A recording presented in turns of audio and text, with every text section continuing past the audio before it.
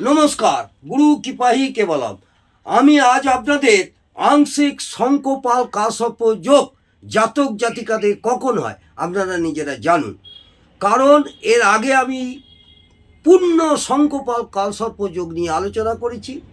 আংশিক কালসর্প যোগের প্রভাবেও জাতক জাতিকাদের অনেকটাই ক্ষতি হয়। এই আংশিক কালসর্প যোগ কখন হয়?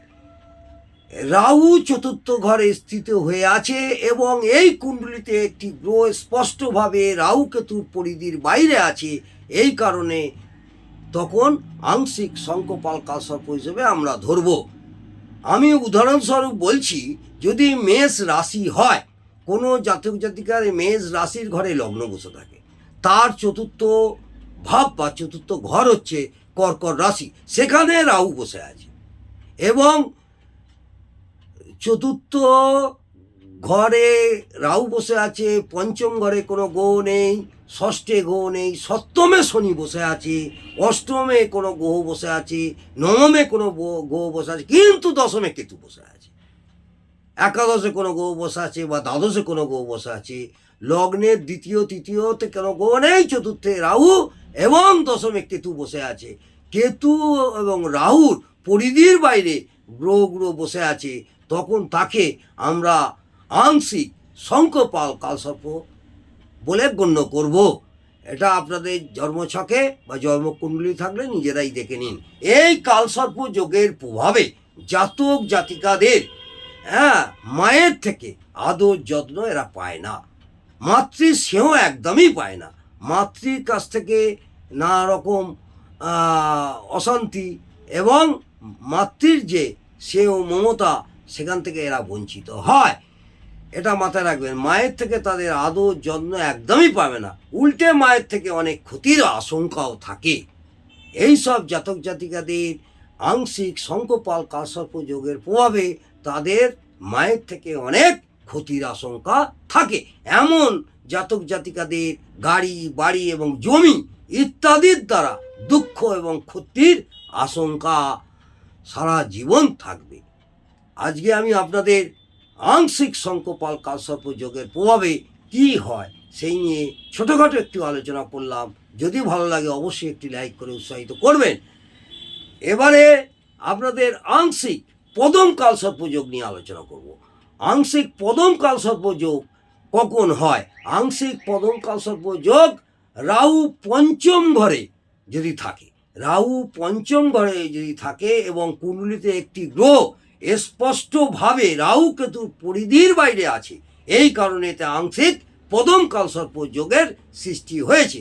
এই দুষ্ট প্রভাব থেকে জাতক জাতিকাদের সফলতায় বাধা, বাচ্চা না হওয়া বা রোগা হওয়া বা অসুস্থ থাকা অথবা সন্তানের দূরে চলে যাওয়ার কষ্ট এসে পড়ে। জাতক জাতিকাদের গুপ্ত অসুখ এবং গুপ্ত শত্রুরও ভয় থাকে। এবং আংশিক পদম কালসর্প যোগ কখন হয়?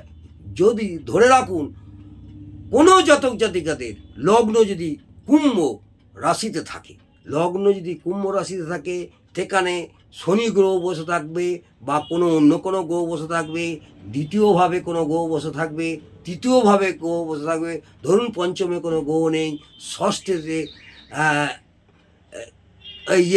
চতুর্থে কোনো গ্রহ নেই, পঞ্চমে রাহু গ্রহ বসে আছে, ষষ্ঠে কোনো গ্রহ বসে আছে, সপ্তমে নেই, অষ্টমে নেই, নবমে নেই, দ্বাদশে নেই, একাদশে কেতু বসে আছে, তাহলে কি হলো?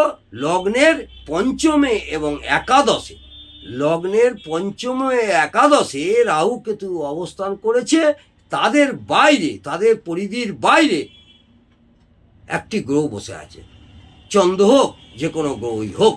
তখন আমরা এই কুম্ভ লগ্ন সাপেক্ষে আপনাদের উদাহরণস্বরূপ বললুম। আবার বলি, কুম্ভ লগ্নের জাতক জাতিকাদের লগ্নে কোনো গ্রহ বসে আছে, অথবা দ্বিতীয় ঘরে বসে আছে, তৃতীয় ঘরে বসে আছে, চতুর্থ ঘরে বসে আছে বা চতুর্থ ঘর ফাঁকা আছে, পঞ্চমে রাহু বসে আছে, ষষ্ঠে কোনো গ্রহ বসে আছে, সপ্তমে নেই, অষ্টমে নেই, নবমে নেই, কিন্তু দশমে নেই, একাদশে কোনো গ্রহ বসে আছে। একাদশে কোন গ্রহ বসে আছে? কেতু। অর্থাৎ পঞ্চমে আর একাদশে, পঞ্চমে আর একাদশে, তাহলে পঞ্চম থেকে আমাদের একাদশ ঘর কত হয়? 7। অর্থাৎ রাহু পঞ্চমে, আর রাহু থেকে গণনা করলে 7 নম্বর ঘর কেতু, অর্থাৎ একাদশ ঘরে কেতু, অর্থাৎ ধনু রাশিতে কেতু অবস্থান করে আছে। তখন এই রাহু কেতুর পরিধির বাইরে একটি গ্রহ বসে আছে, তখন আমাদের ধরা হয়, এই জ্যোতিষশাস্ত্রে আমরা তাকে ধরি আংশিক পদম কালসর্প যোগ। এই আংশিক পদম কালসর্প যোগের প্রভাবে জাতক জাতিকাদের কী প্রভাব হয় সেটা আপনাদের বললাম।